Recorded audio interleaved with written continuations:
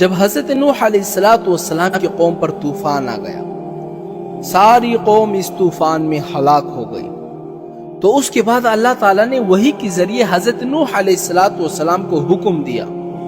وہ حکم کیا تھا کہ اے نوح، اب تمہارا کام یہ ہے کہ تم مٹی کے برتن بناؤ۔ حضرت نوح علیہ السلام نے اللہ تعالیٰ کے حکم کی تعمیل کرنا شروع کر دی اور مٹی کے برتن بنانا شروع کر دیے، اور دن رات اسی میں لگے رہے۔ جب کئی دن گزر گئے، برتنوں کا ڈھیر لگ گیا، تو اب اللہ تعالیٰ کی طرف سے دوسرا حکم آ گیا۔ حکم کیا تھا کہ اے نوح، اب تم ان سارے برتنوں کو ایک ایک کر کے توڑ دو۔ حضرت نوح علیہ السلام نے عرض کیا کہ اللہ، میں نے بڑی محنت سے اور آپ کے حکم پر بنائے تھے، اب آپ ان کو توڑنے کا حکم دے رہے ہیں۔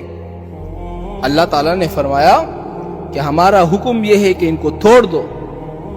حضرت نوح علیہ السلام نے ان کو توڑنا شروع کر دیا، لیکن دل دکھا کہ اتنے محنت سے بنائے اور ان کو توڑنے کا حکومت دے رہے ہیں۔ اللہ تعالیٰ نے فرمایا کہ اے نوح، تم نے اپنے ہاتھوں سے یہ برتن بنائے اور میرے حکم سے بنائے تھے نا، ان برتنوں سے تمہیں اتنی محبت ہو گئی کہ جب میں نے تمہیں ان کو توڑنے کا حکم دیا تو تمہارا دل نہیں چاہ رہا تھا، دل تمہارا یہ چاہ رہا تھا کہ یہ برتن جو میرے محنت سے بنے ہوئے ہیں، میرے ہاتھوں سے بنے ہوئے ہیں، کسی طرح بچ جائے تو بہتر ہے، اس لیے کہ تمہیں ان برتنوں سے محبت ہو گئی تھی۔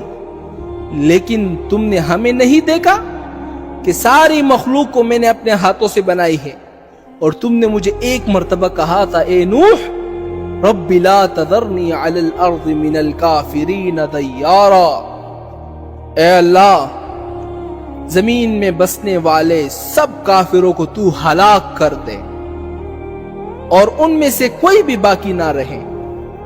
اے نوح، تمہارے اس کہنے پر میں نے ساری مخلوق کو ہلاک کر دیا۔ یا اللہ تعالیٰ ان کو اشارہ کر رہے تھے کہ جب مٹی کے برتن تم بنا رہے تھے، حالانکہ تم اپنی مرضی سے نہیں بنا رہے تھے، تمہاری خواہش نہیں تھی بلکہ میرے حکم سے بنا رہے تھے، پھر بھی تمہیں ان مٹی کے برتنوں سے محبت ہو گئی تھی، تو کیا ہمیں اپنی مخلوق سے محبت نہیں ہوگی؟